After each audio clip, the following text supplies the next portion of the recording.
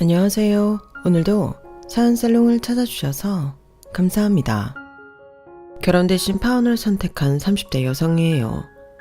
지금에 와서야 말이지만 솔직히 저는 딱히 결혼 생각이 없었어요. 저는 제 생활에 만족하며 살고 있었거든요.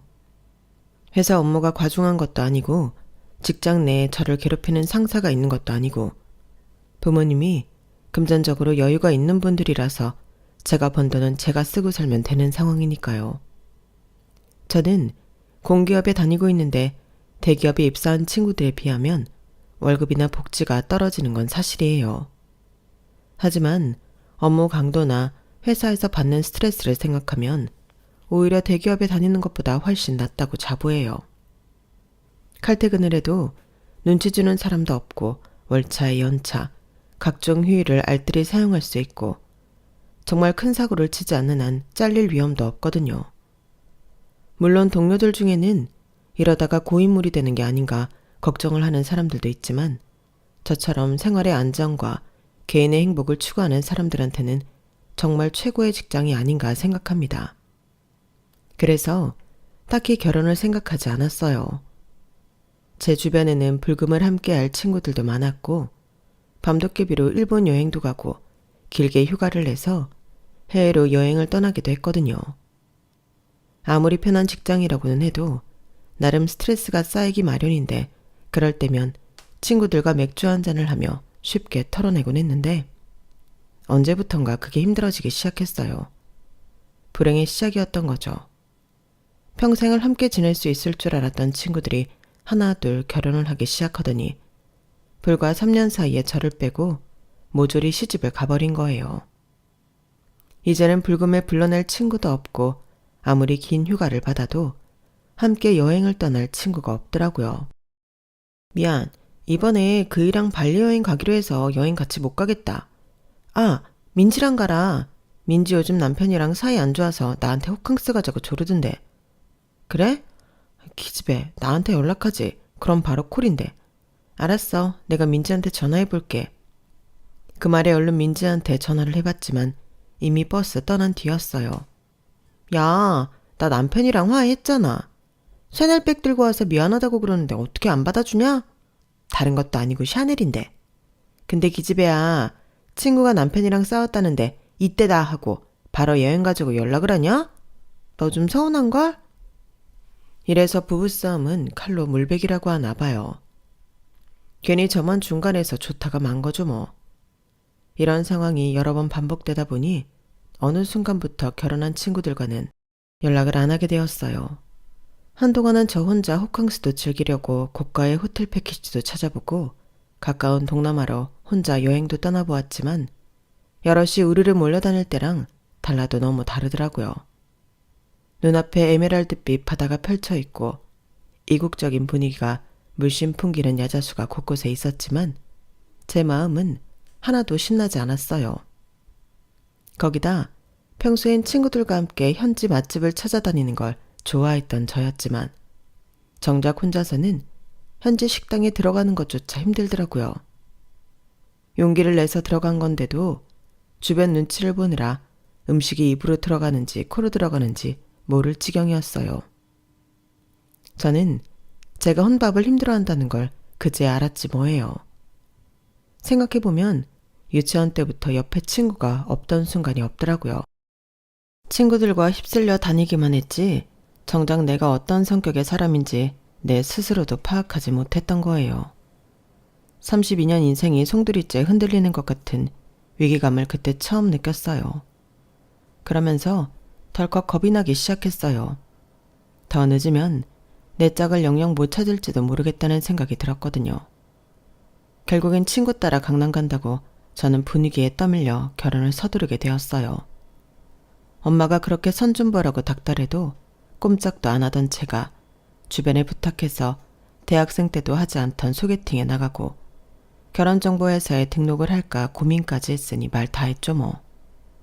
하지만 관심이 없을 때는 저 좋다고 다가오는 남자도 많더니 정작 제가 찾아 나서자 눈을 씻고 봐도 하나도 없는 거예요. 그렇다 보니 결혼에 대한 위기의식으로 짜증은 점점 늘어갔고 주변에서는 제가 노처녀 히스테리를 부린다는 말도 나오기 시작했어요. 질이 멸렬한 회사 생활도 짜증나고 주말에 나를 찾아주는 사람이 없는 외로운 일상에 점점 초라해져만 갔어요. 그렇게 32번째 생일을 맞았는데 창피하게도 그 흔한 저녁 약속 하나 없는 거 있죠. 친구들은 다들 바빠서 그런 건지 아니면 저를 배려한다고 그랬는지 하나같이 택배로 선물을 보내거나 축하 문자만 보내더라고요. 생일 축하한다, 좋은 시간 보내라, 미역국은 먹었냐 등등의 내용으로요. 하지만 그 누구도 만나자는 말은 없었어요. 지금 내게 필요한 건 값비싼 선물도 아니고 이모지로 화려하게 치장한 문자도 아닌 내 앞에서 함께 저녁을 먹어줄 친구였는데 말이죠. 그런데 그 와중에 엄마한테 전화가 온 거예요. 채연아, 오늘 친구들이랑 저녁 먹고 올 거지? 엄마의 질문에 만날 사람이 없다는 말은 죽어도 못하겠어서 약속이 있는 척 연기를 하고 말았어요. 친구들이랑 만나기는 할 것 같은데 그건 왜 물어? 아니, 친구들 만나면 케이크 선물도 받을 테니까 굳이 케이크를 따로 안 사도 되니까 묻는 거지. 그 말을 들으니 하루 종일 참았던 서러움이 순식간에 터져버렸어요. 사지 마. 누가 엄마한테 케이크 사달랬어? 내가 알아서 할 테니까 신경 끄라고. 괜히 엄마한테 화풀이를 하고는 씩씩대며 집으로 향하던 발길을 돌렸어요. 그리고는 전철역 근처에 있는 베이커리로 가서 제일 큰 케이크를 샀어요. 그리고는 2층에 있는 카페테리아로 가서 아이스 아메리카노를 하나 시키곤 케이크를 먹기 시작했어요. 마치 먹는 걸로 화를 푸는 것처럼 전투적으로 먹어댔죠. 하지만 아무리 먹어도 양이 줄지 않더라고요. 그러다가 문득 유리창에 비친 제 자신을 보게 됐는데 꼴이 참 우습더라고요. 불과 1년 전만 해도 이렇게 비참한 생일을 맞게 될 줄 몰랐는데 말이죠. 눈물이 나려는 걸 억지로 참으면서 포크로 애꿎은 케이크만 누르고 있었는데 그때 누가 제 앞에 멈춰서지 뭐예요. 고개를 들어보니 낯익은 얼굴이었어요. 하지만 이름이 또렷이 기억이 안 나더라고요. 그런데 윤채은 맞지? 땡땡중학교 3학년 2반 윤채은. 나 기억 안 나? 정환성. 이름을 듣고 보니 그제야 기억이 났어요. 저와는 같은 초등학교 중학교를 나온 아이였거든요. 학생 땐 서로 대화도 나눠본 적이 없을 정도의 사이라서 오랜만에 만났어도 인사 외에는 할 말도 없는 사이였어요. 그런데 그런 저와 달리 환성이는 넉살 좋게 제 앞에 앉아 얘기를 이어가더라고요. 한참을 떠들어대던 환성이는 그제야 테이블 위에 놓인 케이크를 보더니 피식 웃으며 그러더라고요. 너 케이크 무지 좋아하나 보다. 이 큰 걸 혼자 먹고 절반은 먹은 것 같은데? 근데 혹시 오늘이 생일이야? 아니, 옆에 초가 딱 네 나이만큼 있길래. 그 말에 너무 창피해서 쥐구멍에라도 숨고 싶은 심정이었어요. 그래서 얼른 생일초를 백에 넣어버렸죠. 그러자 환성이가 잠시 엉망이 되어버린 케이크를 보더니 그러는 거예요. 채연아, 다 먹었으면 나랑 어디 좀 갈래? 생크림 케이크를 이렇게나 먹었으니 속이 느끼할 거 아니야. 속풀이 하러 가자. 그리고는 제가 대답할 겨를도 없이 테이블 위에 늘어져 있는 케이크와 접시를 치우기 시작했어요. 그리고는 그대로 제 손목을 잡고는 어딘가로 걸어갔어요. 한 10분 가까이 걸었을까요? 골목 안에 있는 허름한 중국집 앞에 멈추더라고요. 여기가 내 최애 맛집이야. 여기 삼선짬뽕이 진짜 끝내주거든. 어때? 속풀이하기에 딱이겠지? 그 말을 끝으로 제 의견은 듣지도 않고 저를 끌고 중국집 안으로 들어갔어요. 그리고는 메뉴판도 안 보고 바로 삼선짬뽕 2개를 시키더라고요. 짬뽕이 나오기까지 불과 10여 분 남짓이었지만 환성이가 이런저런 얘기를 늘어놓는 바람에 어색할 겨를이 없었어요. 그리고 드디어 눈앞에 짬뽕 2그릇이 놓였고 엄청난 비주얼에 저도 모르게 입안에 침이 고이더라고요. 불과 20여 분 전에 혼자 제일 큰 사이즈의 케이크 반판을 먹어치운 저였지만 신기하게도 칼칼한 짬뽕이 술술 들어가는 거 있죠. 살면서 그렇게 맛있는 짬뽕은 처음이었어요. 개눈 감추듯 그릇에 코를 박고 짬뽕을 먹어댄 우리는 마지막 한 젓가락같이 해치우고는 그제야 대화를 시작했어요. 대화라고 해봐야 서로에 대해 아는 게 없어서 일방적인 각자의 얘기일 뿐이었지만 그래도 시간 가는 줄 모르고 한참을 떠들게 됐지 뭐예요. 그 바람에 고량주와 간단한 안주까지 시켜서 2시간 가까이 수다를 떨었어요. 불과 몇 시간 전까지만 해도 이름조차 기억 안 났던 동창과 말이에요. 그런데 그게 끝이 아니었어요. 환성이는 술 기운에 알딸딸해진 저를 집까지 데려다 주었는데 대문 앞에 도착하자마자 주머니 속에서 뭔가를 꺼내주더라고요. 고양이 인형이 달린 열쇠고리였어요. 급하게 사느라 포장도 못했어. 별거 아니지만 생일 선물이야. 중국집에서 잠깐 화장실에 다녀온다고 자리를 비웠었는데 그때 근처에서 사온 모양이었어요. 생각지도 못한 선물에 기분이 묘해지더라고요. 술 기운 때문이었을까요? 아니면 그동안 몰랐던 환성이란 친구에 대한 호감 때문이었을까요? 아무튼 저는 생각지도 못했던 동창과의 만남으로 우울했던 생일을 즐겁게 마무리 지을 수 있었어요. 하지만 그날 이후 환성이를 다시는 볼 수 없었어요. 평소 안부 정도는 나누는 동창들한테 연락해 환성이 소식을 물었지만 다들 환성이의 존재 자체를 기억 못하더라고요. 그래서 중학교 때 졸업앨범을 꺼내 사진첩에 실린 사진을 동창한테 보냈더니 바로 단문이 온 거예요. 옛날 사진 보니까 누군지 알겠더라. 아마 고등학교 1학년 때 미국으로 이민 갔을걸? 찬우랑 친했던 걸로 기억해. 내가 찬우 통해서 연락처 알아볼게. 그렇게 몇 다리를 건너서 드디어 저는 환성이 연락처를 손에 넣을 수 있었어요. 하지만 막상 연락하려고 보니 제가 깜박하고 안 물어본 게 있더라고요. 바로 결혼을 했는지 안 했는지였죠. 만약 결혼까지 한 친구라면 제가 연락을 하지 않는 게 맞는 거니까요. 그래서 전화번호만 저장을 한 채 딱히 액션을 취하지 않았는데 글쎄 며칠 뒤 제 카톡으로 문자가 온 거예요. 환성이더라고요. 유채은, 너 왜 내 전화번호 저장해놓고 문자도 안 하냐? 순간 아차 싶었어요. 전화번호를 저장하면 톡에 새로 뜬다는 걸 깜빡했던 거죠. 그래서 부랴부랴 단문을 했어요. 늦었지만 그날은 잘 들어갔냐? 그날 내 넋돌이 들어줘서 고마웠다. 언제 시간 되면 밥 한번 사겠다고 말이에요. 그랬더니 바로 문자가 오더라고요. 그 밥 이번 주 토요일에 사라. 너한테 할 말도 있고. 내심 다시 보게 됐다는 생각에 들뜨긴 했지만 그래도 결혼 유무를 모르는 상황이라서 약간 찜찜하긴 했어요. 막상 약속을 잡고 나니 마음이 들떠서 그랬는지 하루가 정말 길게 느껴지더라고요. 전에는 눈 뜨면 출근하고 퇴근하면 집에 와서 밥 먹고 자고 일주일이 후딱 지나가곤 했는데 그때는 정말이지 하루가 한 달처럼 느껴졌거든요. 그리고 드디어 토요일이 돼서 환성이를 만나게 되었어요. 역시나 저번에 만났을 때처럼 환성이는 마치 오래된 친구처럼 편하게 저를 대해주었어요. 이렇게 사교성이 좋은 녀석인데 왜 중학생 때는 말도 한마디 나눠보지 못했을까 의아할 정도였죠. 만나서 성수동 구경도 하고 인스타의 맛집으로 유명한 집에 가서 점심을 먹었어요. 비록 밥값이 꽤 비싸긴 했지만 그래도 환성이한테 이 정도는 해주고 싶었어요.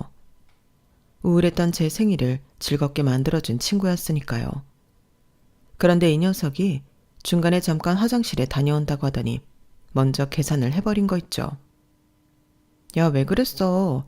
오늘은 내가 밥 산다고 그랬잖아. 그래서 일부러 비싼 데로 온 건데. 됐어. 오늘만 날이냐? 이렇게 해야 밥을 핑계로 다음에 널 또 만나지. 저를 또 만나고 싶어서 그랬다는 말에 심장이 간질간질해지는 것 같았어요. 20대 중반에 했던 마지막 연애를 끝으로 이런 감정을 다시 느끼게 될 줄은 몰랐는데 말이죠. 저기 채연아, 혹시 지금 사귀는 사람 있니? 찬우한테 듣기론 결혼은 안 했다고 들었는데 사귀는 사람이 있는지는 찬우도 모르더라고. 없어. 너는? 나야 당연히 없지. 사귀는 사람이 없다는 말에 환성이는 입술을 실룩거리며 웃음을 참았어요. 솔직히 저도 환성이랑 같은 마음이었지만 이를 악물고 티 안 내려고 했지만요. 그날 이후 우리는 밥을 산다는 핑계로 주말마다 만났고, 그럴 때마다 환성이는 먼저 계산을 해서 밥을 사준다는 약속을 한 주 한 주 밀어나갔어요. 저도 이제는 그 수법을 알고 있으면서도 일부러 속아주었고, 그렇게 2달쯤 됐을 때 우리는 사귀게 되었어요. 어릴 때 만났던 친구라 그럴까요? 사회에서 만났던 남자들과는 기분 자체가 달랐어요. 왠지 마음 한구석이 안심되는 기분이었거든요. 비록 그 시절에는 서로에 대해 관심도 없었지만 말이죠. 과거를 공유한 사이라는 건 서로에 대해 의심을 내려놓는 위험을 초래하기도 했지만 그때는 그게 문제가 될 거라고는 생각지 못했어요. 그러니 만난 지 1년도 안 돼서 결혼까지 약속하게 된 거였죠. 사심없이 사귈 때는 몰랐는데 결혼을 하기로 결정하자 그제야 제가 환성이에 대해 아는 게 아무것도 없다는 생각이 들었어요. 환성이는 매번 저를 저희 집 앞까지 데려다 주었기 때문에 저희 집도 알고 저희 부모님과 골목에서 몇 번 마주친 적도 있어서 부모님과도 안면이 있었지만 정작 저는 환성이네 집도 부모님도 뵙지 못한 상황이었거든요. 제가 아는 거라곤 환성이네 가족들이 한국에 없다는 것뿐이었어요. 예비시댁은 환성이가 고등학생 때 미국으로 이민을 갔기 때문에 시부모님과 시동생이 미국에 살고 있었거든요. 미국이 1~2시간 걸리는 것도 아니고 10시간도 넘게 걸리는 거리라서 만날 약속 잡는 게 참 난감하더라고요. 안 그래도 우리 엄마가 채연이 널 많이 보고 싶어 하셔. 그런데 당장은 한국에 들어오실 수가 없는 상황이라서 미안하다고 그러시네. 뭐가 미안하셔. 아무래도 결혼식 때도 한국에 들어오셔야 하는데 장기 휴가를 자주 내실 수는 없잖아. 그래서 말인데 우리가 미국으로 가는 건 어때? 금요일이나 월요일에 월차 끼면 가능할 것도 같은데. 그냥 인사만 드리고 돌아오는 일정이지만 그래도 그렇게라도 먼저 인사를 드리는 게 좋지 않을까? 나도 그러면 좋겠는데 지금 내가 회사를 옮기려는 상황이라서 월차를 쓰기가 좀 그래. 회사를 옮기려고? 그러고 보니까 난 아직 네가 어느 회사에 다니는지도 모르고 있네. 물어봐도 대답도 안 해주고. 더 혹시 간첩은 아니지? 우스갯소리로 한 말이었는데 그 말에 환성이는 난처한 표정이 되었어요. 실은 곧 이직할 생각이라서 어디라고 말하기가 좀 그래. 공기업 다니는 여자친구한테 내세울 만한 직장도 아니고 너도 알다시피 내가 한국에 혼자 나와 살고 있잖아. 미국에서 대학 졸업하고 한국에 들어올 때 취업 사기를 당했어. 부모님이 마련해 주신 돈도 그때 다 날리고 친척들 집에서 얹혀 살면서 겨우 취직한 곳이 지금 다니는 회사야. 내 상황이 힘들다 보니까 조건 같은 거 따질 상황이 아니더라고. 그냥 월급 준다고 하면 그게 어디든 들어갈 생각이었으니까. 그런데 또 사람 마음이 화장실 들어갈 때랑 나올 때 다르다고. 한국에서 살아보니까 날 받아준 회사가 어느 정도 레벨인지 알겠더라고. 솔직히 그동안 어렴풋이 눈치는 채고 있었어요. 사람이 그렇잖아요. 자기 배경이 그럴싸하면 누가 묻지 않아도 먼저 자신을 과시하고 싶어지는 거요. 하지만 반대로 자신의 환경이 변변치 않다면 침묵으로 일관하고 싶은 건 당연한 거였죠. 그래서 저도 환성이한테 직장이 어딘지 사는 곳이 어딘지 캐묻지 않았어요. 사실 저는 또래들에 비해 좋은 조건에서 살고 있어서 제 직장이나 부모님 직장을 드러내고 살아온 편이었어요. 아빠는 정형외과 원장으로 계시고 엄마는 아빠 병원이 있는 건물에서 약국을 하고 계시거든요. 엄마 약국에는 폐의 약사들이 여럿 있어서 엄마는 거의 약국에 안 나가시지만요. 아무튼 이런 부모님 덕에 어릴 때부터 성적이나 이성 문제 외에는 고민이 없었어요. 외적인 것들은 부모님의 재력으로 채워주셨으니까요. 하지만 환성이네는 저와는 많이 달랐어요. 한국에서 사업이 망하자 미국으로 도피 이민을 간 경우였거든요. 미국에 살면서 환성이 부모님은 고생을 참 많이 하셨다고 하더라고요. 영어도 잘 못하는 상황에 자식을 둘이나 먹여 살려야 했으니 왜 아니겠어요. 그러니 부모님의 다툼은 이어졌고 환성이가 대학교 1학년 때 결국엔 두 분이 헤어지셨다더라고요. 아버님은 미국 사람과 재혼을 하셔서 다른 주에 살고 계시고 어머님은 여전히 LA에서 둘째 아들과 함께 살고 계신다고 했어요.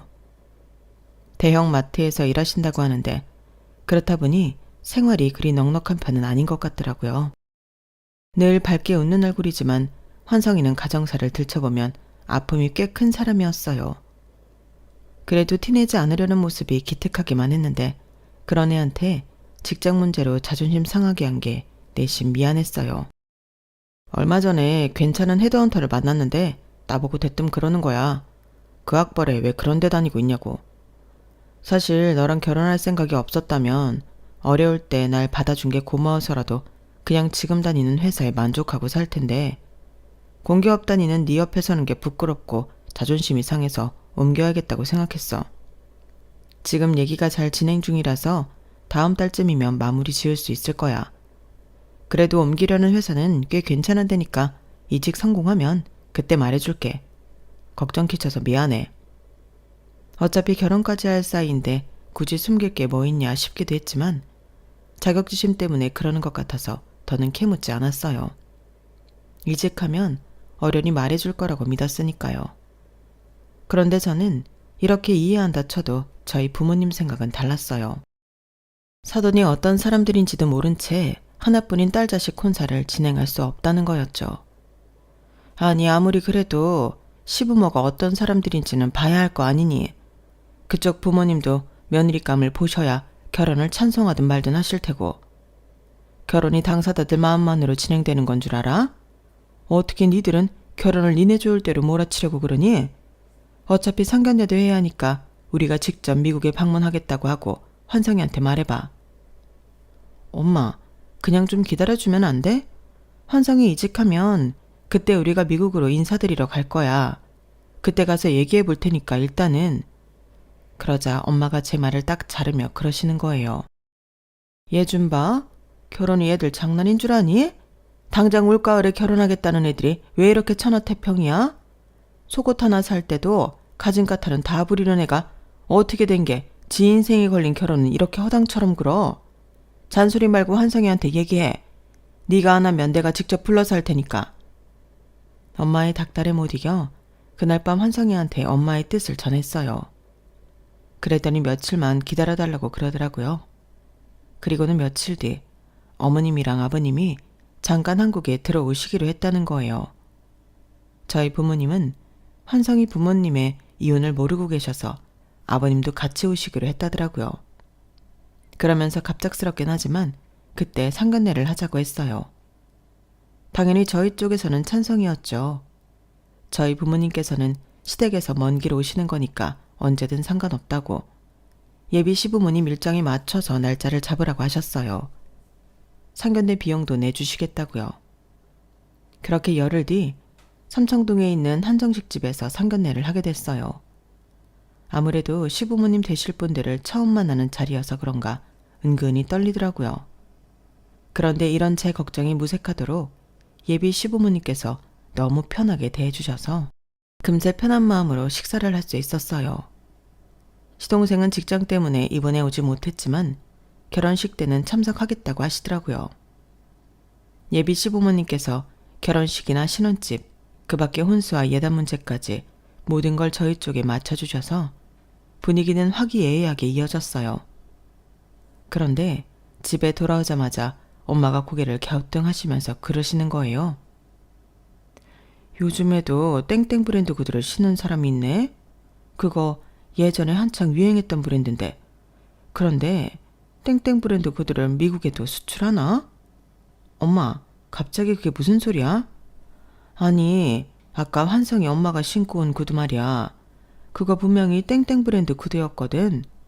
나도 처녀 때 거기 구두 자주 신어서 장식 문양만 봐도 잘 안다고. 그 회사가 지금은 중저가 브랜드가 됐지만 예전엔 나름 가격대가 있는 브랜드였잖아. 암튼 그게 중요한 게 아니라 LA에 사는 사람이 그 구두를 어떻게 구했을까? 참 신기하네. 에이, 한국에 와서 사 신으셨나 보지. 아니면 환성이가 미국에 보내드린 걸 수도 있고. 엄마는 별걸 다 신경 쓰고 그래. 그때는 별거 아닌 걸로 넘겼었는데 지나고 보니 그것도 일종의 단서라면 단서였어요. 예비 시부모님이 미국으로 가시기 전에 제가 따로 만나뵈려고 했지만 친척분들을 만나야 한다고 하셔서 그날 이후 다시 뵙지는 못했어요.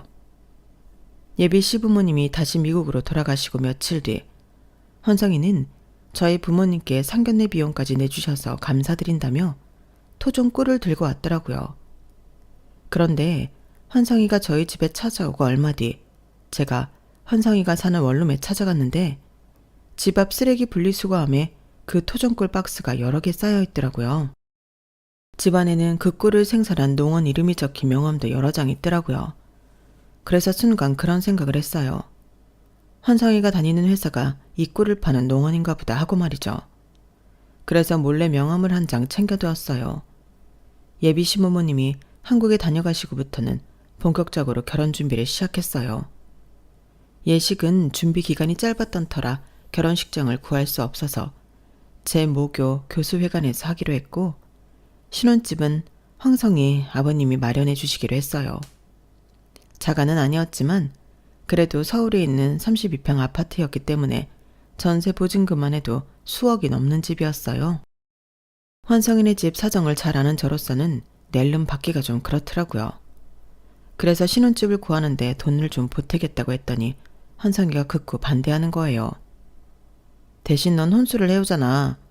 요즘은 가전제품만 해도 가격이 엄청나서 집 전체를 채우려면 1억은 너끈히 들걸? TV만 해도 얼만데. 그래도 아파트 보증금에 비하면 별거 아니지. 그런데 아버님은 형편이 좀 괜찮으셔? 아니, 어머님이랑 이혼까지 하셨는데 아들 결혼한다고 몇 억짜리 집을 해주시는 게 부담돼서 그래. 걱정하지 마. 아빠는 나한테 그 정도 해줘도 되니까. 아빠 세 부인이 돈이 엄청 많은 사람이거든. 결혼식이 끝나면 언제 보게 될지 모를 시아버지한테 수억대 부담을 지우는 게 저는 마음에 걸렸지만 환성이는 거기에 대해 별로 미안한 마음이 없어 보였어요. 아무래도 가족을 버리고 돈 많은 여자를 택한 아빠에 대한 미움이 깔린 게 아닌가 하는 생각이 들더라고요. 환성이 말대로 아파트에 혼수를 채우는데 돈이 엄청 들긴 했어요. 다 해서 1억이 조금 넘게 들었거든요. 제가 모아둔 돈으로는 부족해서 일부는 아빠가 도움을 주셨어요. 결혼식까지는 아직 한 달 가까이 남아 있었지만 환성이가 살던 원룸 계약 기간이 끝나서 조금 일찍 신혼집에 가구며 가전제품까지 살림살이를 미리 채워두었어요. 그리고 그 집에는 환성이가 먼저 들어가 살기로 했고요. 그런데 신혼집에 살림을 다 채운 다음 날 환성이가 갑자기 해외 출장을 가게 된 거예요. 어쩌지? 한 일주일 정도 걸릴 것 같은데? 그래? 그럼 너 없는 동안 내가 집 지키고 있을까? 미리 신혼집에 익숙해지게 말이야. 그러자 환성이가 완강하게 반대를 하더라고요. 아직 집 청소가 완벽하게 끝나지 않아서 집에 먼지도 많기도 하고 무엇보다 빈집에 저 혼자 두기 싫다는 거예요. 그러면서 자기가 출장 갔다 오면 업체에 연락해서 입주 청소를 맡길 테니 청소 끝나면 같이 지내자고 하더라고요. 도대체 집에 얼마나 먼지가 많길래 그러나 싶었지만 깔끔해서 나쁠 건 없다는 생각에 그러자고 했어요. 그렇게 환성이는 출장을 떠났고 우리는 톡으로만 문자를 주고받았어요. 시차가 있어서 전화통화는 한 번도 못했고요. 그렇게 환성이가 출장에서 돌아오는 날이었어요. 저는 회사에 월차를 내고 공항으로 마중을 나갔죠. 그런데 환성이가 탄 항공기가 도착한 지 1시간이 넘었는데 입국장에는 환성이 그림자도 안 보이지 뭐예요. 전화를 해도 받지 않고 말이죠. 그런데 그때 환성이한테 전화가 온 거예요. 분명 공항 어디일 텐데 이상하게도 전화기 너머로는 자동차 경적 소리가 들리는 게 마치 도로를 달리는 차 안 같더라고요. 아니나 다를까? 채연아, 아직도 공항에서 나 기다리니? 근데 이거 어쩌냐? 나 공항 아닌데? 그게 무슨 소리야? 그럼 어딘데? 아, 얘 진짜 웃기는 애네. 야, 도망치는 놈이 어디로 도망가는지 말해주는 거 봤냐? 채연아, 네가 고생은 안 해봐서 세상이 온통 꽃밭으로 보이나 본데 너 그렇게 살면 평생 나 같은 놈 만나 당하고 산다? 전화기 너머의 환성이는 더 이상 제가 알던 사람이 아닌 것 같았어요. 소름이 끼칠 정도로 야비한 사기꾼 같더라고요. 정환성, 너 왜 이래? 도대체 무슨 소리를 하는 거냐고. 네가 도망을 왜 가? 말해봐, 이게 무슨 소린지. 윤채은, 정신 좀 차려. 어떻게 된 애가 의심이란 걸 안 하냐? 나 지금 네가 열심히 채워놓은 혼수 판돈 들고 튀는 중이야. 일주일 동안 당근에서 그거 파느라 엄청 바빴잖냐. 네가 그래도 좀 사는 집에라 그런가 하나같이 고가 제품으로 사들여놔서 직장인 2년 연봉을 일주일 만에 손에 넣었다는 거 아니냐. 그래도 너 나 만나는 동안 행복했잖아. 안 그래? 그 정도면 공주 대접 톡톡히 받았지 뭐. 네가 어디 가서 그런 대접을 받아보냐? 그러니까 이 돈은 파원 위자료라고 생각해. 잘 쓸게. 아, 그리고 말야. 마지막이니까 내가 충고 하나만 할게. 야, 너 앞으로 남자 만나거든 제발 의심이란 것 좀 하고 만나라. 내가 지금까지 만났던 여자들 중에 너처럼 등쳐먹기 쉬운 상태도 없었어. 그럼 그동안 즐거웠다. 그렇게 환상이와의 마지막 통화는 끝이 났어요. 저는 환상이의 마지막 말에 머리 뚜껑이 열리는 것처럼 화가 났어요. 의심 좀 하라고요?